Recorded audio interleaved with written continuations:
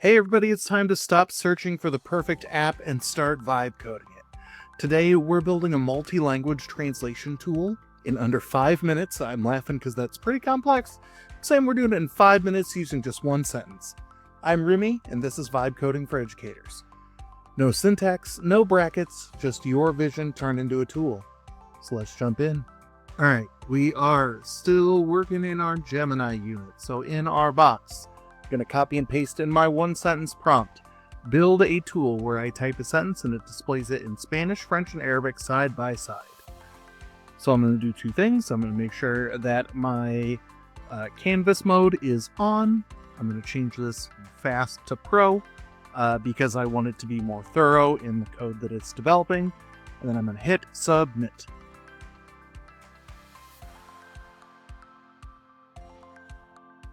So this is something that I think is important to work on, right? That I have worked with students who have been learning, English from a variety of different native languages or their, first language, their language of origin, what researchers will call an L1.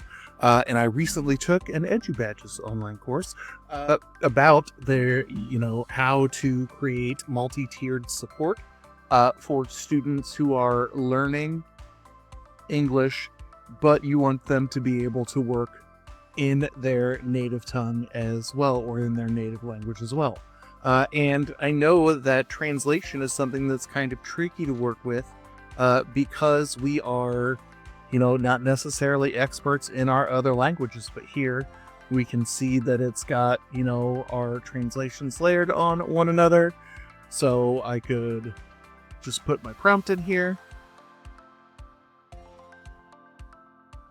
and it gives it to me in those three different languages. Now, again, I don't know the accuracy of these, so I would check in with some of my friends who teach these languages. I would maybe copy and paste it and translate it back into a native language, but I could see creating a version of this where I have English and then a drop-down language, so my students can be asked to write in one language and it will translate it into another so they can work on reinforcing their skills for both. So for our vibe check, for our first iteration, we are going to try and use some sound integration to see if it will pronounce some of this for us. So I can hit a add speak button for pronunciation. The only other time I've, used sound as an example is in our Canva videos, where I've used it to talk about how Canva does not have the ability to talk to your computer's hardware or other items, but in Gemini, you can have it play music, you can have it add sound effects and things like that. So we're going to see if this pronunciation button will work.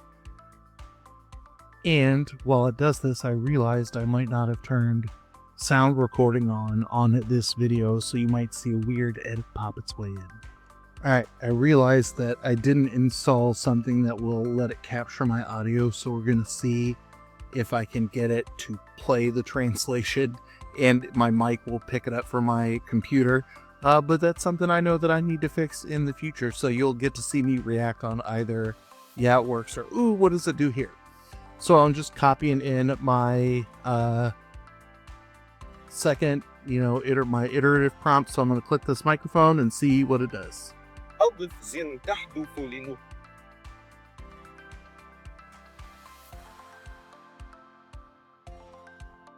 It did it right away in Arabic. French, it hasn't played. Añadir un botón de hablar para la pronunciación. Oh, that sounds like old Microsoft saying in the Spanish translation. But French didn't work. So that would be something that I'd be like, hey, can we see how this works? Maybe I would make English or Spanish not sound like, the first speak to, text to speech software and make it sound like a robot. That those would be some things that I would adjust as I continue thinking about how I could create a tool to help reinforce the languages that my students might be working on alongside English. All right, now it's your turn. Take the prompt that you could find in the description of the video that I was playing with. make your own version of this. What are some languages you have students working in alongside one another that they could use their knowledge of one language to maybe see if it helps them reinforce in the second? But make it match the vibe, make it match your needs, how you operate in your classroom with your students, and let me know if it works in those comments down below. If this tool saved you a little bit of prep time, hit that subscribe button so you can get some more notifications when additional videos go live. And you can point at an app and let your kids know, hey, I made that thing. In the next video, we're going to try and build our own chat app, which is a new frontier to me. So we'll see how that works in the next video. Have a good one.